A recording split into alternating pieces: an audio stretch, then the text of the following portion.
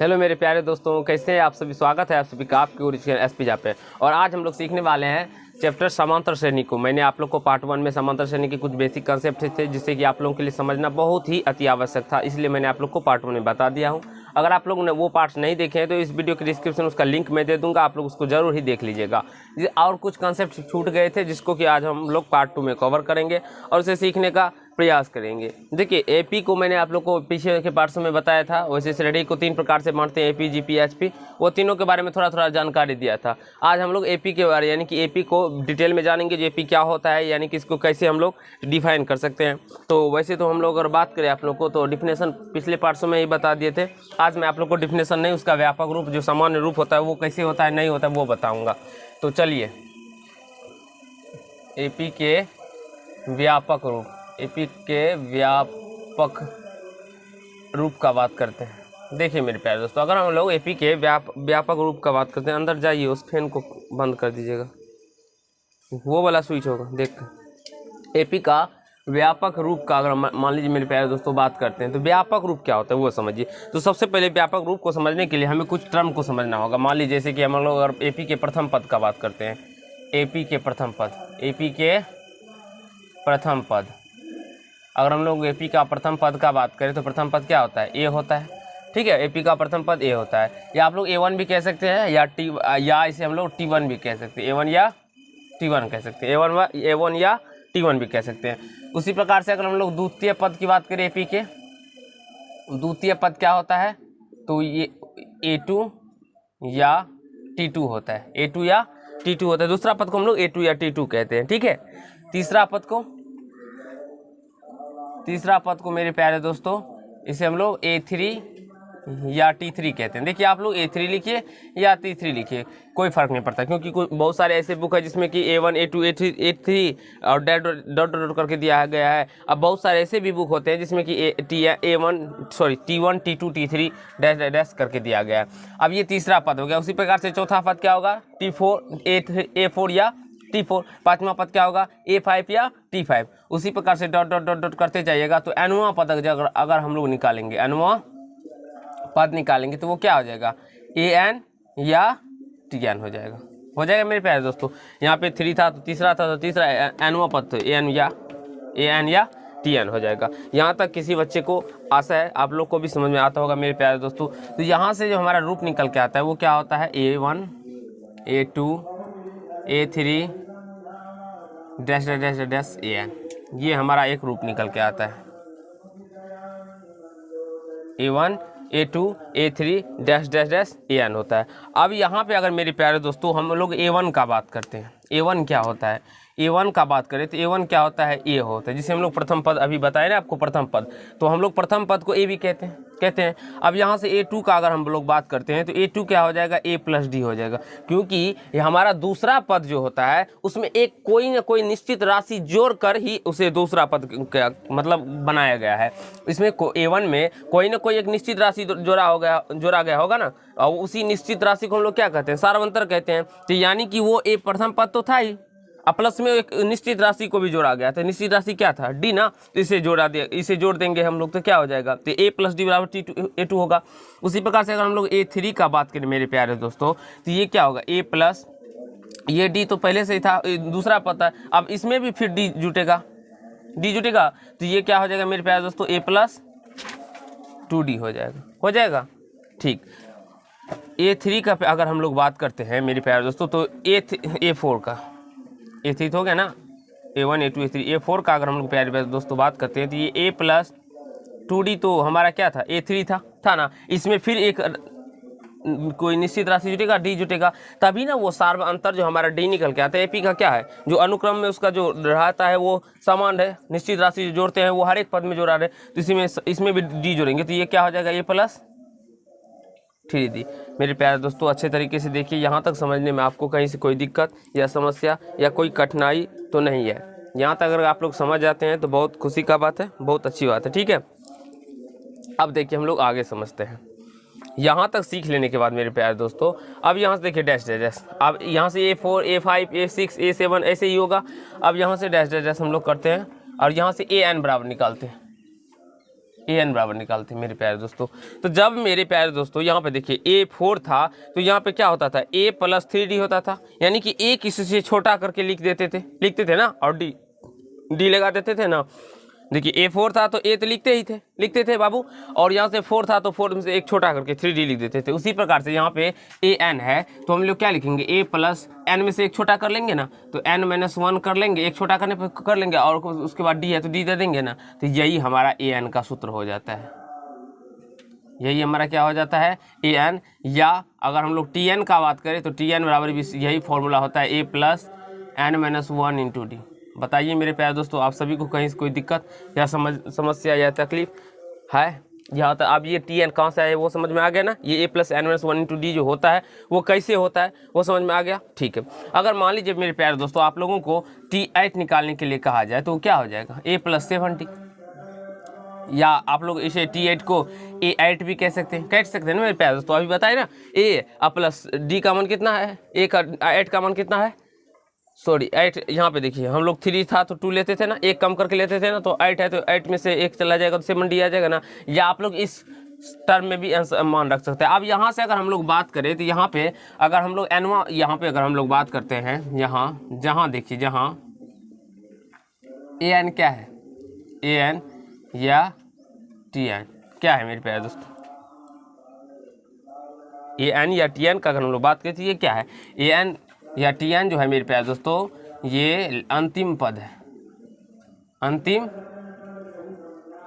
पद, ये क्या है मेरे प्यारे दोस्तों, अंतिम पद है। अगर मान लीजिए इस प्रकार से कोई दिया है 2 4 6 8 डॉट डॉट डॉट डॉट 108 दे दिया जाए तो ये अनुमा पद ये हो जाएगा, अनुमा पद क्या हो जाएगा, ये हो जाएगा। समझ में आ रहा है बाबू? ठीक है, अब यहाँ से अगर हम लोग ये ए एन तो समझ गए। अब ए क्या होता है वो समझ लीजिए, ए होता है मेरा प्रथम पद, अभी आप लोग को बताए थे ना, ए क्या होता है, प्रथम पद। अब एन का बात करें तो एन क्या होता है, पदों की संख्या। एन क्या होता है मेरे प्यारे दोस्तों, पदों की संख्या। एन क्या होता है, पदों की संख्या, नंबर्स ऑफ, यानी कि टोटल नंबर्स, ठीक है, एन यानी पदों की संख्या। अब मैं अगर बात करूं डी का तो डी क्या हो जाएगा, सार्वंतर या पदांतर। आप लोग को पीछे भी बताए हैं, जो डी को हम लोग शॉर्ट में, सार्वंतर को हम लोग को शॉर्ट में क्या लिखते हैं, डी लिखते हैं। ठीक है, समझ में आ रहा है बाबू यहाँ तक, कोई दिक्कत? ठीक है मेरे प्यारे दोस्तों, यहाँ तक आप लोग समझ में आ गया होगा। चलिए हम लोग आगे कंसेप्ट को समझते हैं और इसे सीखने का प्रयास करते हैं। अब यहाँ से देखिए हम लोग सार्वंतर के लिए एक सूत्र प्राप्त करते हैं। ठीक है, यहाँ देखिए डी बराबर, डी जो हम लोग निकालते हैं वो कैसे निकालते हैं, या तो हम लोग दूसरे टर्म में से पहले टर्म को माइनस कर लेंगे, या तीसरे टर्म में से दूसरे टर्म को माइनस कर लेंगे, या चौथे टर्म में से तीसरे टर्म को माइनस करेंगे ना बाबू। तो यहाँ से इस प्रकार से भी लिख सकते हैं हम लोग, A2 माइनस A1 लिख सकते हैं, या A3 माइनस A2 लिख सकते हैं। ठीक है, या A4 माइनस A3 लिख सकते हैं मेरे प्यारे दोस्तों। ठीक है, या आप लोग डी बराबर ऐसे भी लिख सकते हैं, AN+1 माइनस AN। ये दोनों फॉर्मूला आप लोग को याद रखना है, क्योंकि ये AN-1 फॉर्मूला आपको आगे जब मैं एक सवाल साबित करूंगा तो वहाँ पे इसका यूज आएगा। ठीक है, आप बताइए कैसे होता है। देखिए ये A2 माइनस A1 है, A3 माइनस A2 है, A4 माइनस A3 है, तो उसी प्रकार से AN+1 माइनस AN होगा ना, क्योंकि AN यहाँ पे है और AN+1 के यहाँ पे होगा, तो इससे जब इसको हटाएंगे तो एफिक में जो पद हमारा निश्चित राशि जुड़ रहा है वो निकल के आ जाएगा ना। तो यहाँ से हमारा AN का भी सूत्र पता चल गया, यानी TN का भी, और सार्वंतर का भी पता चल गया सूत्र। अगर आपसे कोई सार्वंतर का पता करे तो आप लोग कह सकते हैं बेसिकली A2 माइनस A1 या A3 माइनस A2 या A4 माइनस A3, और डी बराबर क्या हो जाएगा, AN+1 माइनस AN। ठीक है, यहाँ तक समझ गए प्यारे दोस्तों? ठीक है, यहाँ तक समझ लेने के बाद हम लोग आगे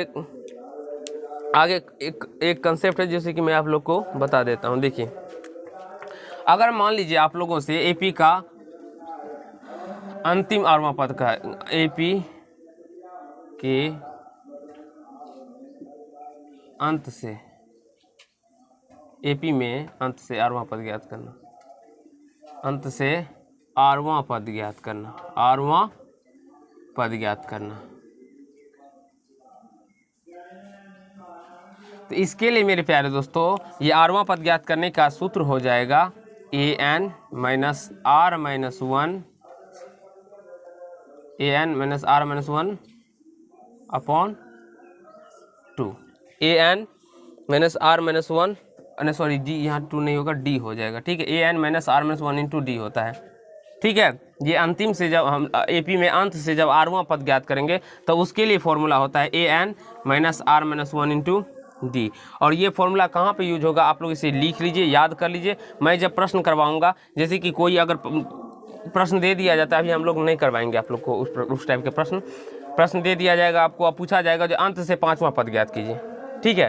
तो वहाँ से उस टाइप के प्रश्न को हम लोग कैसे सॉल्व कर सकते हैं, जैसे कि अगर मान लीजिए हम 2 4 6 8 डैश डैश अगर यहाँ पे 100 दे दे, कहा जाए जो अंत से 5वां पद कौन सा होगा, अंत से 5वां पद कौन सा होगा। तो मेरे प्यारे दोस्तों अभी तो मान लीजिए हम 5वां पद का बात करें, अगर हम पूछ दें अंत से 40वां पद कौन सा होगा, तब मेरे प्यारे दोस्तों आप लोग नहीं निकाल पाइएगा, नहीं निकाल पाइएगा। अब यहाँ पे देखिए, जहाँ अभी मैं आप लोग को प्रूव करके बताऊंगा, जहाँ an है अंतिम पद, an क्या है अंतिम पद, r क्या है आरवां पद, r है मेरा आरवां पद, ठीक है।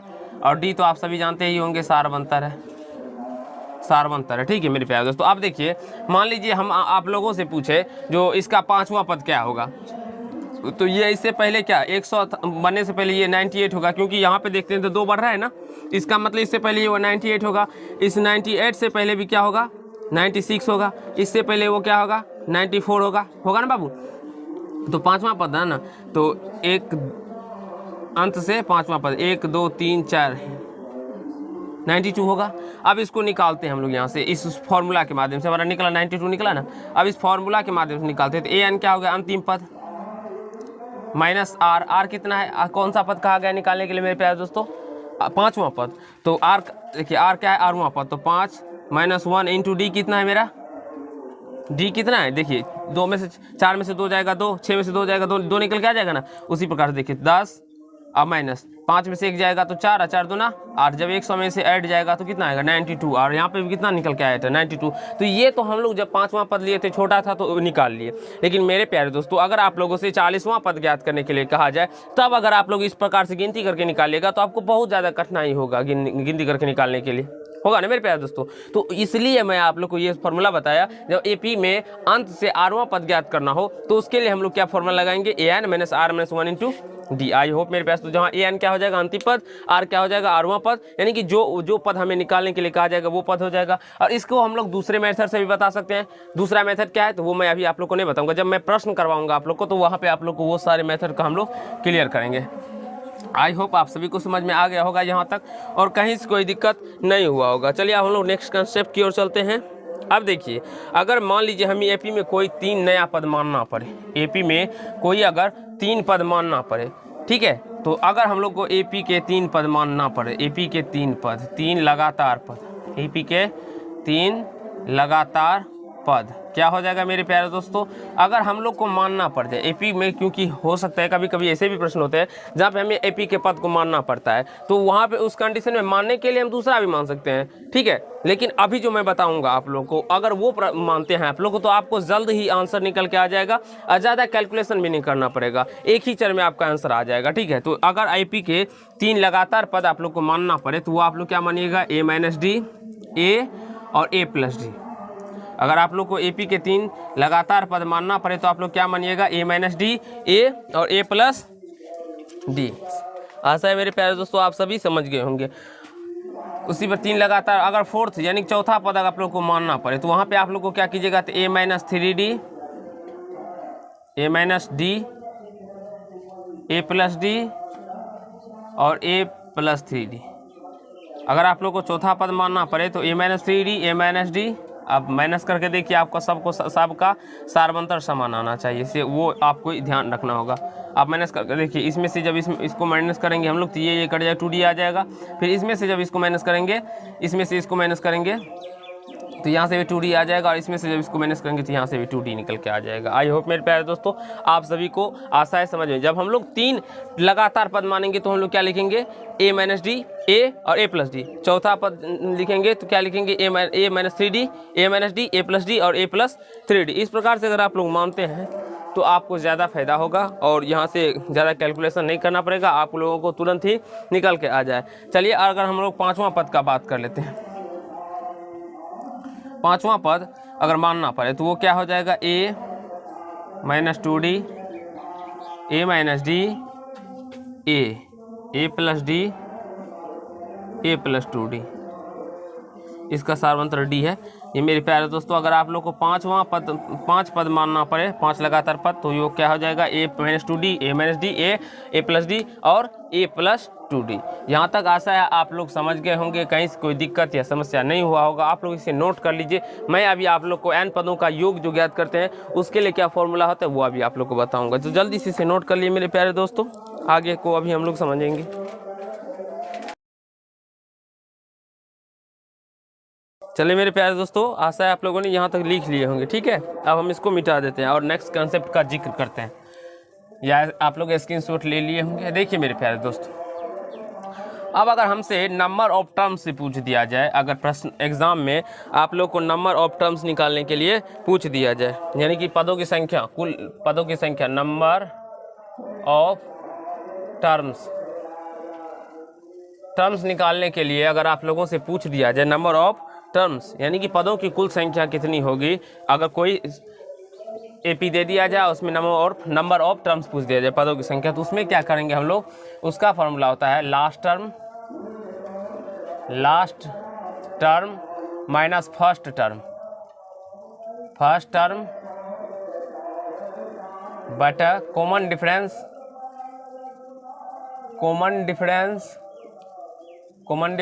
प्लस 1। यही होता है नंबर ऑफ टर्म्स निकालने का formula, last term minus first term बटा कॉमन डिफरेंस प्लस 1। एक एग्जांपल्स मैं आप लोग को बता देता हूं, चलिए वो देख लीजिए। एक एग्जांपल्स क्या है, अगर आप लोगों से ऐसा क्वेश्चन पूछ दिया जाए, जैसे कि मान लीजिए 20, 24, 28 और डॉट 88 है, इसमें पूछा जाए आप लोगों को पदों की संख्या कितनी पदें होगी, तो ये आप लोग के लिए बताना शायद गिनती करके बहुत ही ज़्यादा कठिनाई होगी। आप लोग इसमें बता भी सकते हैं, तो मैं ज़्यादा बड़ा दे दूंगा तो आप लोग को कठिनाई होगी। लेकिन अगर आप लोग इस टर्म का फॉर्मूला का प्रयोग करेंगे नंबर ऑफ टर्म्स निकालने का, देखिए मेरे प्यारे दोस्तों, नंबर ऑफ टर्म्स निकालने का अगर आप लोग यूज कीजिएगा, तो लास्ट टर्म कितना है 88 माइनस फर्स्ट टर्म कितना है 20, और यहाँ से कॉमन डिफरेंस को अभी आप लोग को बताए थे, जो सार्वंतर को हम इंग्लिश में कॉमन डिफरेंस कहते हैं, तो यहाँ पे से अगर हम लोग डी का बात करें तो ये 20 है, ये 24 हो गया, तो 4 बढ़ रहा है तो 4 अब प्लस 1 कर देंगे, तो ये इसमें से जब ये 68 अब 4 प्लस 1, यानी कि ये कितना निकल के आ जाएगा 17, भाग देने पर 17 प्लस 1 कितना 18 निकल के आ जाएगा, यानी कि नंबर ऑफ टर्म कितने हैं इसमें 18। तो ये आप लोग समझ गए होंगे। अब हम लोग मेरे प्यारे दोस्तों n पदों की संख्या, n पदों का योग निकालने का फॉर्मूला जानेंगे। n पदों का योग निकालने का हम लोग फॉर्मूला को जानेंगे और सीखने का प्रयास करेंगे। देखिए मेरे प्यारे दोस्तों, अगर आप लोगों से एक एक्सप्रेशन एपी दे दिया जाए और उसमें पूछा जाए जो n पदों का योग ज्ञात करे, तो आप लोग कैसे ज्ञात कर सकते हैं वो चीज़ सीखिए। देखिए यहाँ पे देखिए, n पदों का योग निकालने का फॉर्मूला होता है Sn into n/2 into 2a plus n minus 1 into D, ऐसे क्वेश्चन बंद कर देंगे। तो ये Sn बराबर एक फॉर्मूला होता है n/2 into 2a plus n minus 1 into D, और इसे आप लोग को याद रखना होगा मेरे प्यारे दोस्तों। अगर आप लोग मेहनत करते हैं, पढ़ते हैं, सीखते हैं, तो याद रखना भी आप ही का काम है। अगर आप लोग नहीं याद रखिएगा तो कौन याद रखेगा, तो इसलिए इसे याद रखिए। एक और होता है जिसे हम लोग बात करते हैं n/2, और क्या होता है प्रथम पद प्लस अंतिम पद, प्रथम पद प्लस अंतिम पद। मेरे प्यारे दोस्तों, एक दूसरा फॉर्मूला क्या होता है n/2 और प्रथम पद first term plus last term, ऐसे भी इसे Sn बराबर इंग्लिश में अगर बात करें तो n/2, और आपके बुक में a प्लस अंतिम टर्म को हम लोग l से डिनोट करते हैं, सूचित करते हैं, तो ये हो जाएगा एक Sn का फॉर्मूला। तो आप लोग ये लिख लीजिए और वो लिख लीजिए, दोनों को याद कर लीजिएगा। Sn n/2 into a plus l, ये तो प्रथम पद है, l क्या होगा मेरा अंतिम पद हो गया। तो आई होप मेरे प्यारे दोस्तों आप सभी को पार्ट 2 में जितने कंसेप्ट थे वो मैंने आप लोग को बता दिया हूँ, सिखा दिया हूँ, समझा दिया हूँ, और आशा है आप लोग भी सीख लिए होंगे और कहीं कोई दिक्कत या समस्या आप लोग को नहीं हुआ होगा। अगर ये पार्ट आप लोग को अच्छे लगे होंगे तो आप लोग वीडियो को लाइक कीजिएगा, कमेंट कीजिएगा, शेयर कीजिएगा, और चैनल पर नहीं होंगे तो चैनल को सब्सक्राइब करके बेल आइकन को प्रेस कर लीजिएगा, जिससे मेरी हर एक वीडियो का नोटिफिकेशन आप तक पहुंचता रहे। तो धन्यवाद दोस्त, आज की पार्ट में हम लोग इतना ही करेंगे और नेक्स्ट पार्ट में हम लोग क्या करेंगे, तो इस चैप्टरों के प्रश्न को सॉल्व करेंगे, उसे भी बहुत ही बेसिक तरीके से सीखेंगे। प्रत्येक प्रश्न को मैं इस प्रकार सिखाऊंगा आप लोग को जो बिल्कुल ही बच्चों की तरह लगेगा और बिल्कुल ही आप सीख जाएंगे। तो धन्यवाद दोस्त, आज के पार्ट में इतना ही।